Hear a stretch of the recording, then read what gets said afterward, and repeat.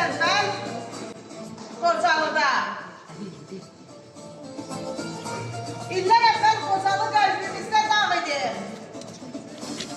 Ölməmişdi o emin, içimizdə sağ idi. Bir dəfə şeirimdə yazdı, sevinmə düşmən. Azad olar Xocalı, ədaləti görərsən. Bugün yeni şeirimi yazıram qələbədən.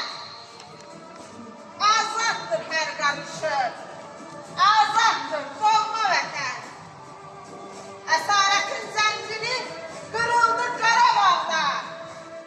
Qara bir gül açdı, həmin doğma torpaqda.